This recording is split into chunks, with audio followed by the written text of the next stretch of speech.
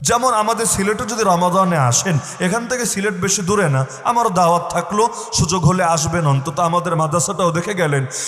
দেখবেন সিলেটে গেলে অনেক মসজিদে রমজান মাসে তারাবি, যেভাবে তারাবির মধ্যে কোরআন খতম হয়, তাহাজ্জুদের নামাজেও কোরআন খতম হয়।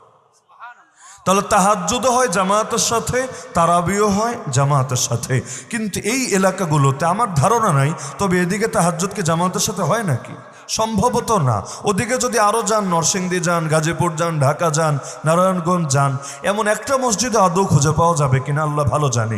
অথচ এই সিলেটের মসজিদগুলোতে মাদানী রহমতুল্লাহ আলাইহি তো দুনিয়াতে নাই, কিন্তু তার শাগরেদরা অথবা শাগরেদদের শাগরেদরা, তার সন্তানরা বা সন্তানের সন্তানরা, তারাও যদি আসেন, যেমন মাহমুদ বন্দনী সাহেব যখন আসেন, তিনি এসে নিজেও এই তাহাজ্জুদের জামাতের ইমামতি করেন সিলেটের একাধিক মসজিদে, বিশেষ করে শেষ দশকে এতেকাফের সময়গুলো। তাহলে দেখা যাচ্ছে অন্যরা যেটা করছে না, সিলেটের মধ্যে যেহেতু মাদানী রহমতুল্লাহের প্রভাব বেশি, সেখানে ব্যাপকভাবে সেটা চলছে।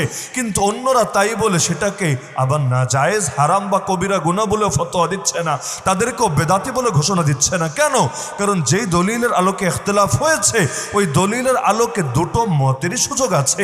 একটাকে তুলনামূলক শক্তিশালী, আর একটাকে তুলনামূলক দুর্বল বলা যেতে পারে। তা আমার নজরে যেটা শক্তিশালী সেটা আমি গ্রহণ করব, আপনার নজরে যেটা দুর্বল সেটাকে আপনি অ্যাভয়েড করে চলবেন, এটা স্বাভাবিক। কিন্তু এই যে দেখা যাচ্ছে তিনি এত বড় একজন ব্যক্তিত্ব, কিন্তু তিনি করেছেন বলেই অন্ধভাবে সকলে করছে না, বরং বিষয়টাকে বিচার বিশ্লেষণ করে যেই ক্ষেত্রে মনে হচ্ছে না হুজুর যেই মত দিয়েছেন এর চাইতে অন্য মত যেটা আছে থানবী আলাইহির রহমার মত, সেটাই বেশি শক্তিশালী, তো এই ক্ষেত্রে এত বড় ব্যক্তি বলার পরও অন্ধের মতো সেটাকে গ্রহণ করে নিচ্ছে না।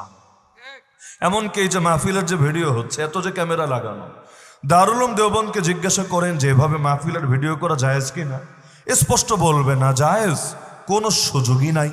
এমনকি বাংলাদেশের মধ্যে একাধিক আকাবির আছেন যারা এখনও এই মত পোষণ করেন এবং কঠোরভাবেই এই মত ব্যক্ত করেন। আবার দারুল উলুম করাচিকে জিজ্ঞাসা করেন, তারা বলবে অবশ্যই জায়েজ, শর্ত সাপেক্ষে, জরুরতের আলোকে। কিন্তু তাই বলে এই দারুল উলুম দেওবন্দ যে নাজায়েজ বলল, এ কারণে দারুল উলুম করাচি বলবে না যে দেওবন্দ বাড়াবাড়ি করেছে, উগ্রতা দেখিয়েছে।